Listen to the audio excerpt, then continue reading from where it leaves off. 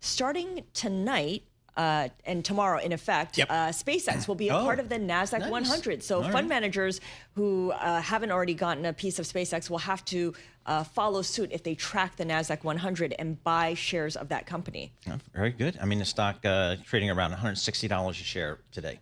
All right, so let's bring in right now our next guest. She is Shana Sissel, founder and CEO of Banríon Capital Management, joining us now from Chicago, Illinois. SpaceX is going to be a catalyst this week. We also have the listing, the imminent listing of SK Hynix, a memory chip maker based in South Korea, $28 billion U.S. listing of its American depository receipts, which represents about 17.8 million common shares that are listed in South Korea. Shana, what do you think of this attempt by SK Hynix to capitalize on the boom in memory chips and the boom in semiconductors overall? Is this good timing, or is this kind of marking the top of the memory chip market? No, I think it's good timing. I think from the memory chip perspective, there's clearly a need. There's clearly room in the market for new players to come in, and investors are looking for opportunities to get in with something new that missed out on other opportunities. I don't know that it's marking a top. I think I'm more concerned about a top as it relates to AI as we see more IPOs come out. I know we have Anthropic pending, potentially going public at some point this year. And I think we'll start to feel more like a top, and AI related and memory chip very much falls into this category.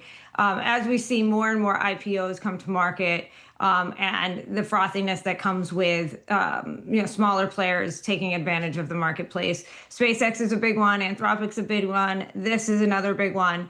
But I think the top happens when you start to see smaller players try to take advantage of the capital markets that maybe don't have the market opportunity that something like this does. Shana, believe it or not, next week, I guess we start another earnings season here in size. We'll get JP Morgan and some of the other banks here. I mean, what does the market need to see, do you think, from this upcoming batch of earnings here? Because the first quarter earnings were so strong, just extraordinary. I think we need to continue to see the strength. We've had very strong economic growth here in the U.S. The earnings have been very good.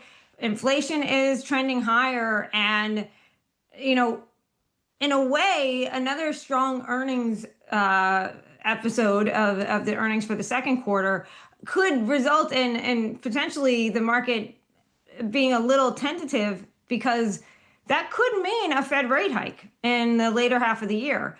And so it'll be interesting to see, but we definitely need to see strong earnings again. But the silver lining, if you will, is if it's not quite as strong as the first quarter, you will have the likelihood of a Fed hike more in the balance than it would be if it's another very strong earnings outlook and inflation seems high. So I think investors are really paying attention to that, with the lack of forward guidance by the Fed under the new chairman. Is going to be looking at how strong is the economy and how is that going to lead to the likelihood of a Fed hike instead of the cuts that we've been talking about all year.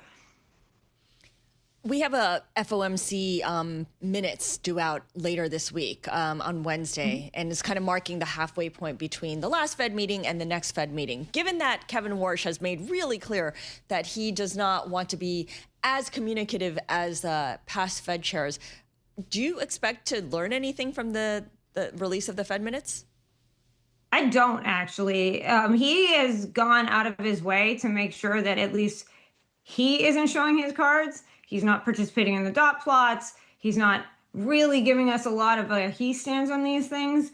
And I believe that the Fed minutes will be a different tone than under the previous chairman. So I just think that the market is now going to be forced to make decisions based on actual data that comes out, which is kind of what the Fed wants, right? Like the Fed would rather have the market participant and reaction as a data point, as opposed to them following what the Fed's doing and therefore not being an effective data point for the Fed to kind of decide what's going on in the economy. So I actually think these minutes are going to have a very different tone than they have previously.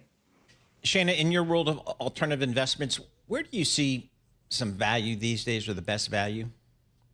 Yeah, so in alternatives, I always talk about the diversifying alternatives, and I continue to say that because I think volatility is going to rise under this new regime at the Fed.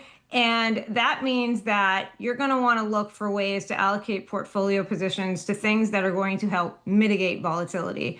And those things are what I call diversifying alternatives. And for the layman out there, what that means is hedge funds, market neutral, long short equity, hedged equity, managed futures, the things that typically you don't want to own if you think the market's going to go straight up and be relatively not volatile. But if you think volatility is going to rise and we're going to have a little more uncertainty in the market, you're going to want to position yourself with things that can dampen volatility. And those are the types of things where I think people should be looking and have been largely ignored over the last, say, 10 plus years because they haven't performed well. It's really hard to perform if you're hedged and the market's going straight up. So these are things that I think people should be paying attention to, and they're available in ETFs and interval funds.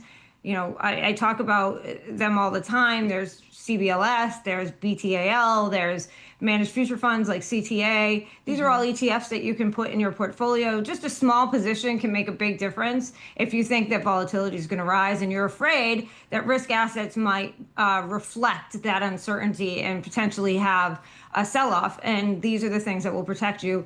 But if you position it correctly, you can really help your portfolio without hindering any absolute returns you could get if you're wrong. Gotcha. All right, Shana, thank you so much. Shana Sissel is founder and CEO of Banríon Capital Management, joining us from Chicago. All those ideas sound great. It's just that when the market's going up, Paul, they don't give the returns that people want. And so